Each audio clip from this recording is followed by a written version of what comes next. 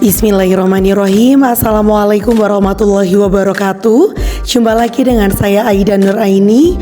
Mohon izin saya menyampaikan modul 1.4.A.7 mengenai koneksi antar materi disiplin positif. Di dalamnya nanti saya akan membahas mengenai disiplin positif dan nilai kebajikan, teori motivasi, hukuman dan penghargaan, keyakinan kelas, kebutuhan dasar manusia, 5 posisi kontrol dan segitiga restitusi. Disiplin berasal dari kata disiplina yang artinya belajar. Seseorang harus paham betul alasan mengapa mereka mengikuti ajaran tertentu, sehingga motivasi yang terbangun adalah motivasi intrinsik yang berasal dari dalam dirinya. Karena di mana ada kemerdekaan, disitulah harus ada disiplin yang kuat. Sungguh pun disiplin itu bersifat self-disiplin atau disiplin yang berasal dari dalam diri. Selanjutnya, nilai kebajikan adalah sifat-sifat positif manusia yang merupakan tujuan mulia yang ingin dicapai setiap individu. Dengan mengaitkan nilai-nilai kebajikan yang diyakini seseorang, maka motivasi intrinsiknya akan terbangun sehingga menggerakkannya untuk mencapai tujuan mulia yang diinginkan. Profil pelajar Pancasila sebagai nilai kebajikan yang ingin dicapai murid Indonesia yang terdiri dari 6 dimensi, yaitu beriman, bertakwa pada Tuhan Yang Maha Esa dan berakhlak mulia, berkebinekaan global, gotong royong, mandiri, bernalar kritis, dan yang terakhir adalah kreatif. Menurut James Q. Wilson dalam buku The Moral Sense menyebutkan bahwa seseorang menunjukkan perilaku tertentu karena dilatar belakangi oleh 3 level motivasi. Level yang pertama adalah menghindari rasa sakit atau hukuman. Level kedua mendapatkan penghargaan dan penghormatan dari orang lain. Dan level ketiga adalah menghargai dirinya sendiri. Selanjutnya, saya akan membahas mengenai perbedaan hukuman dan konsekuensi. Hukuman bersifat tidak terencana atau tiba-tiba. Anak tidak dilibatkan, bersifat satu arah, anak hanya menerima hukuman tanpa melalui kesepakatan. Sedangkan konsekuensi sudah terencana dan disepakati, sudah dibahas dan disetujui oleh murid dan guru. Murid dibuat tidak nyaman dalam jangka waktu pendek. Sikap guru senantiasa mengontrol murid. Dihukum karena penghargaan, karena sebenarnya hakikatnya penghargaan itu sama dengan hukuman. Penghargaan menciptakan persaingan dan persaingan menciptakan kecemasan. Memberikan penghargaan atau hukuman adalah hal yang sama karena keduanya mencoba mengendalikan perilaku seseorang. Karena pada dasarnya orang tidak suka dikendalikan dalam jangka waktu yang panjang. Selanjutnya, terkait dengan keyakinan kelas. Seseorang akan lebih tergerak dan bersemangat untuk menjalankan keyakinannya daripada hanya sekedar mengikuti serangkaian peraturan tertulis yang mereka tidak tahu maknanya. Murid-murid perlu mendengarkan dan memahami arti sesungguhnya tentang peraturan-peraturan yang diberikan. Apa nilai-nilai kebajikan di balik peraturan tersebut dan apa tujuan dari adanya peraturan. 5 kebutuhan dasar yang dimiliki oleh manusia termasuk murid antara lain adalah bertahan hidup, penguasaan atau power, merasa diterima, kesenangan dan kebebasan. Kebutuhan bertahan hidup atau survival dominan pada fisiologis berupa sandang, pangan dan papan. Sedangkan setiap murid memiliki kebutuhan untuk merasa kompeten, menjadi terampil, diakui pencapaiannya dan keterampilannya. Itu masuk ke dalam kebutuhan penguasaan. Guru hendaknya menerima kodratnya masing-masing. Mereka harus terikat satu sama lain seperti pada kebutuhan merasa diterima. Selanjutnya, setiap manusia memiliki hak untuk bersenang-senang. Begitu juga dengan murid. Rasa bosan karena ingin mencoba sesuatu yang baru, senang dan tertantang dengan hal baru, itu masuk ke dalam kebutuhan dasar manusia berupa kebebasan atau freedom. Semua orang senantiasa berusaha untuk memenuhi kebutuhannya dengan berbagai cara. Bila mereka tidak bisa mendapatkan kebutuhannya dengan cara yang positif, mereka bisa melanggar peraturan atau melakukan hal-hal yang tidak sesuai dengan peraturan yang ada. Karena itu, perilaku buruk murid tidak dapat dibiarkan, namun perlu dipahami dan ditindaklanjuti dengan mengajak murid berefleksi agar mereka belajar dari kesalahannya. 5 posisi kontrol guru adalah sebagai penghukum, pembuat merasa bersalah, teman, pemantau, dan manajer. Namun yang diharapkan menjadi dalam posisi control manager.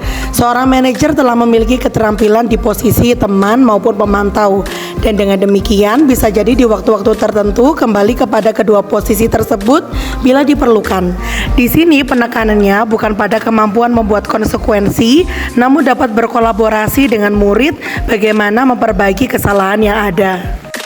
Seorang manajer akan menggunakan pendekatan segitiga restitusi. Tahapan-tahapan dalam segitiga restitusi antara lain adalah menstabilkan identitas, validasi tindakan yang salah, dan menanyakan keyakinan. Dalam menstabilkan identitas, membuat kesalahan adalah hal yang wajar dan bagian dari proses pembelajaran. Berperan menggeser dari identitas gagal ke identitas sukses. Selanjutnya dalam validasi tindakan yang salah yang dilakukan adalah berdasarkan prinsip setiap perilaku berupaya memenuhi suatu kebutuhan tertentu. Guru akan bergeser dari pemikiran stimulus respon menjadi proaktif. Selanjutnya dalam menanyakan keyakinan, saat perilaku telah divalidasi dan di identitas telah stabil, maka murid telah siap mengaitkan keyakinannya dengan tindakannya yang salah. Selanjutnya mengenai keterkaitan antar materi. Pelaksanaan budaya positif sesuai dengan pemikiran Ki Hajar Dewantara bahwa tugas guru adalah menuntun laku murid sesuai kodratnya. Tujuan pendidikan adalah menjadikan manusia yang merdeka seutuhnya, dan di mana ada kemerdekaan, di situ harus ada disiplin yang kuat. Sebab apabila disiplin tidak lahir dari dirinya, maka akan ada pihak luar yang mendisiplinkan. Pelaksanaan disiplin positif juga sesuai dengan nilai dan peran guru penggerak serta visi guru penggerak untuk senantiasa berkolaborasi dengan rekan sejawat guru dan kepala sekolah guna mewujudkan murid yang berprofil pelajar Pancasila dan manusia merdeka yang seutuhnya.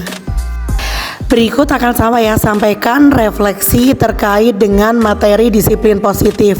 Pertanyaan pertama adalah, sejauh mana pemahaman Anda tentang konsep-konsep inti yang telah Anda pelajari di modul ini, yaitu disiplin positif, teori kontrol, teori motivasi, hukuman dan penghargaan, posisi kontrol guru, kebutuhan dasar manusia, keyakinan kelas, dan segitiga restitusi. Adakah hal-hal yang menarik untuk Anda dan di luar dugaan? Menurut saya sudah memahami mengenai konsep inti mengenai disiplin positif, teori kontrol, teori motivasi, hukuman dan penghargaan, posisi kontrol guru, kebutuhan dasar manusia, keyakinan kelas, dan segitiga restitusi.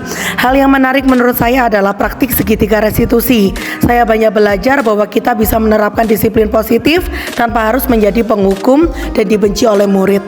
Pertanyaan yang kedua yaitu, perubahan apa yang terjadi pada cara berpikir Anda dalam menciptakan budaya positif di kelas maupun sekolah Anda setelah mempelajari modul ini? Hal yang berubah dari pemikiran saya adalah guru bisa berperan menjadi manajer untuk menanamkan budaya disiplin positif. Sebab dengan menjadi manajer kita sudah berperan menjadi teman dan pemantau. Namun yang kita gunakan adalah pendekatan segitiga restitusi, di mana kita tidak memisahkan murid dari kelompoknya menjadi yang bersalah dan ada di posisi lemah. Kita melakukan penguatan kepada murid kita agar saat kembali ke kelompoknya mereka bisa berada di tahapan yang lebih kuat dengan karakter yang baik. Pertanyaan berikutnya, pengalaman seperti apakah yang pernah Anda alami terkait penerapan konsep-konsep inti dalam modul budaya positif baik di lingkup kelas maupun sekolah Anda? Pengalaman dalam membuat keyakinan kelas di awal pembelajaran untuk mempermudah kegiatan belajar mengajar. Saya hanya sebagai fasilitator bagi murid untuk menyusun sebuah keyakinan. Saya percaya saat murid diberikan kesempatan untuk berpendapat dalam menyusun sebuah keyakinan, maka ke depannya mereka akan melakukan keyakinan tersebut dengan motivasi yang muncul dari dalam dirinya guna menghargai diri mereka sendiri. Pertanyaan berikutnya adalah, bagaimanakah perasaan Anda ketika mengalami hal-hal tersebut? Perasaan saya senang karena bisa memfasilitasi mereka untuk berpendapat dan terlibat dalam keyakinan kelas, sehingga ke depan tidak ada lagi beban antar guru dan murid. Guru tidak perlu menjadi pemantau dengan adanya konsekuensi atau bahkan menjadi penghukum, sedangkan murid pun belajar untuk melakukan keyakinan kelas guna menghargai diri mereka sendiri. Menurut Anda, terkait pengalaman dalam penerapan konsep-konsep tersebut, hal apa sajakah yang sudah baik? Adakah yang perlu diperbaiki? Hal baik yang sudah saya lakukan adalah telah membentuk keyakinan kelas dengan melibatkan murid. Namun, hal yang harus diperbaiki adalah menggunakan kalimat positif dan mudah diingat oleh murid. Pertanyaan selanjutnya, sebelum mempelajari modul ini, ketika berinteraksi dengan murid, berdasarkan 5 posisi kontrol, posisi mana yang paling sering Anda pakai dan bagaimana perasaan Anda saat itu setelah mempelajari modul ini? Posisi apa yang Anda pakai dan bagaimana perasaan Anda sekarang, apa perbedaannya?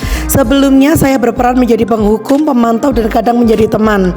Semenjak saya mempelajari modul disiplin positif, saya berusaha untuk berperan menjadi manajer yang bisa membantu murid untuk menyelesaikan masalah mereka, mendorong murid untuk mampu menjadi manajer bagi diri mereka sendiri agar nantinya saat mereka menjumpai masalah bisa berfokus untuk mencari solusi, bukan menyalahkan keadaan atau orang lain.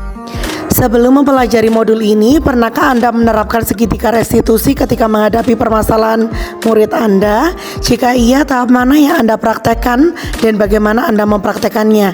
Saya pernah menerapkan segitiga restitusi saat ada siswa saya yang bertengkar. Saya tanyakan kepada mereka terkait alasan masing-masing kenapa bertengkar dan apa kesepakatan sekolah yang harus mereka patuhi. Namun kesalahannya adalah saya tidak menstabilkan identitas mereka terlebih dahulu, sehingga yang bekerja saat itu adalah otak bawah sadar mereka atau emosi. Mereka pun akhirnya menjadi terpaksa untuk menganggap masalah tersebut selesai, namun kita tidak pernah tahu apa yang sebenarnya ada di benak mereka. Selanjutnya, selain konsep-konsep yang disampaikan dalam modul ini, adakah hal-hal lain yang menurut Anda penting untuk dipelajari dalam proses menciptakan budaya positif baik di lingkungan kelas maupun sekolah?